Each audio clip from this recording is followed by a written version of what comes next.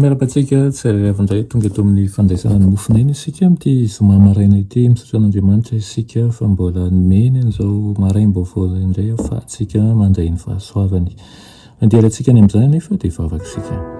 Eto Andriamanitra mbola misaotra anao izahay ny amin'ny tombonandro omenao anay, misaotra ny amin'ny mpanomponao izay manaraka izao fandaharan'izao ihany koa. Toahanao amin'ny alalan'ny herinao izy ary aokenao hanafaka ny rehetra amin'ny fanakitsan'ny Satana. Amin'ny anaran'i Jesosy, amen. Dia teny mofinaina antsika androany dia manao ilay mpanalalana antsika. Nalaina amin'ny Romanina 9:7-30 manao hoe iza ny manameloka? Kristy Jesosy no efa maty, eny, sady nitsangana tamin'ny maty koa ka mitoetra eo amin'ny tanana ankavan'Andriamanitra ary mifoana ho antsika. Amen. Manao fanelanelana ho anao manokana Jesosy Tompo.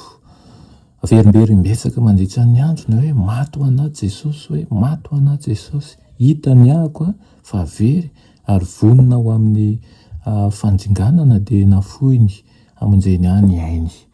Tsy mba tahaka ny olona loza be ny fijeriny mangovitra amin'ny talao sy miankohaka eo an-tongony ary tsy maintsy hanarina izy.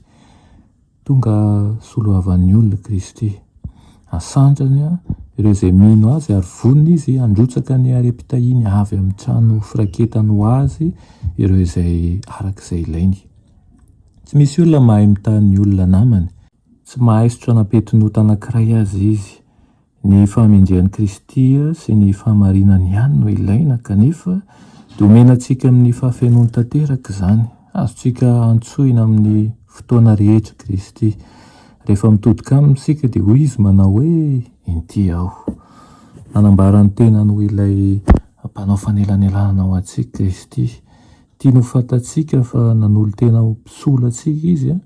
Napetrany ao amin'ilay lovia volamena fandorana titikazo manitra ny fahamendrehany mba hifangaro amin'ny hanitra ny fahamendrehan'i Kristy ny vavaka ireo zanany malalany.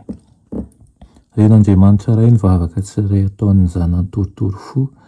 Ny feontsika mitalao eto amin'ity tany ity dia miara-miakatra amin'ny feo an'ilay mpanelanelana antsika izay mifoana ho antsika ny an-danitra. Feo izay ren'Andriamanitra iray mandrakariva.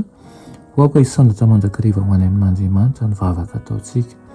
Aoka tsy atao amin'ny anaran'ny olombelona izany fa amin'ny alalan'ilay maty nisolo antsika sy mpiaro antsika. Nomeny Kristy ampiasantsika izany anarana izany. Mandray tsara anao toy ny fifandraisana sy ny fandraisana ny sakaizan'i Jesosy. Zoaka izany ho tsarovintsika mandrakariva fa hoy izy manao hoe amin'izany andro izany dia hangataka amin'ny anarako ianareo ary tsy milaza aminareo fa izao no hangataka amin'ny ray ho anareo fa ny ray dia tia anareo satria ianareo efa tia ahy ary efa nino fa nivoaka avy tamin'ny ray aho. Aoka izany finoana izany no hoentintsika mangataka amin'ny anaran'i Jesosy amin'ilay raintsika izay any an-danitra ka ho tanteraka antsika tokoa ny fifaliana izay notenenin'i Jesosy manao mba ho tanteraka ny fifalianareo raha mangataka amin'ny anarako anareo. Amen. Tompoko Andriamanitra mbola misaotra anao izay amin'izany teninao izany.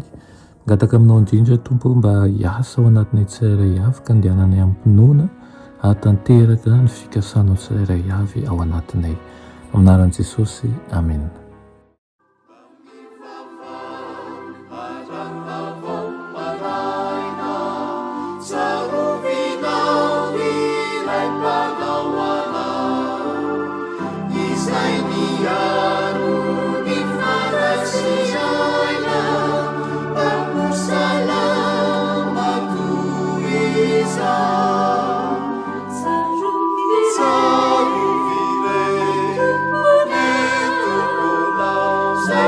Yeah.